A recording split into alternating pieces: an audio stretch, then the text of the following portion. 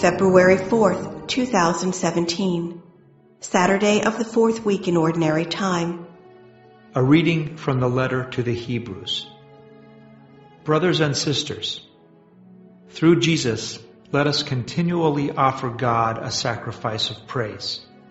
That is, the fruit of lips that confess His name. Do not neglect to do good and to share what you have. God is pleased by sacrifices of that kind. Obey your leaders and defer to them, for they keep watch over you and will have to give an account, that they may fulfill their task with joy and not with sorrow, for that would be of no advantage to you. May the God of peace, who brought up from the dead the great shepherd of the sheep by the blood of the eternal covenant, furnish you with all that is good, that you may do His will. May He carry out in you what is pleasing to Him through Jesus Christ, to whom be glory forever and ever. Amen. The word of the Lord. Responsorial Psalm. The response is, "The Lord is my shepherd, there is nothing I shall want. The Lord is my shepherd, I shall not want. In verdant pastures He gives me repose. Beside restful waters He leads me. He refreshes my soul. The Lord is my shepherd, there is nothing I shall want. He guides me in right paths for His name's sake. Even though I walk in the dark valley, I fear no evil, for you are at my side. With your rod and your staff that give me courage. The Lord is my shepherd, there is nothing I shall want. You spread the table before me in the sight of my foes. You anoint my head with oil, my cup overflows. The Lord is my shepherd, there is nothing I shall want. Only goodness and kindness follow me all the days of my life, and I shall dwell in the house of the Lord for years to come. The Lord is my shepherd, there is nothing I shall want." A reading from the Holy Gospel according to Mark. The apostles gathered together with Jesus and reported all that they had done and taught. He said to them, "Come away by yourselves to a deserted place and rest a while." People were coming and going in great numbers, and they had no opportunity even to eat.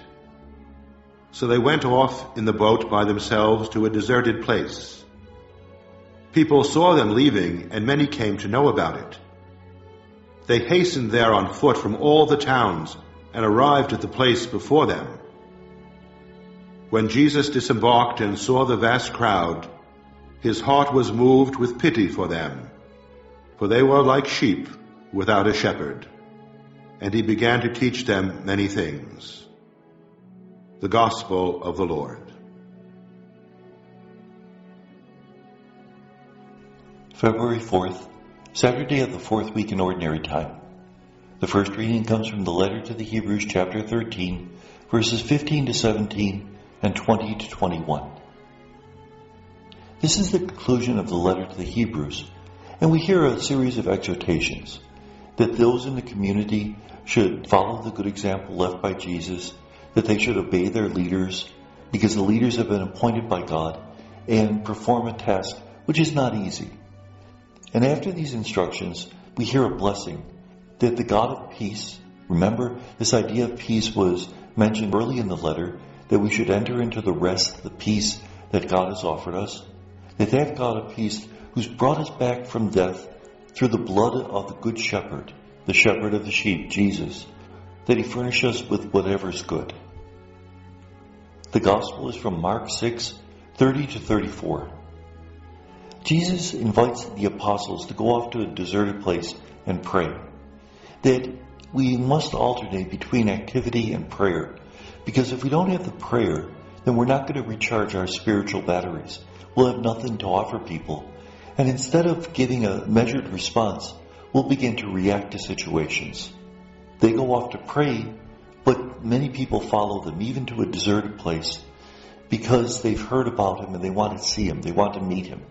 What does Jesus respond?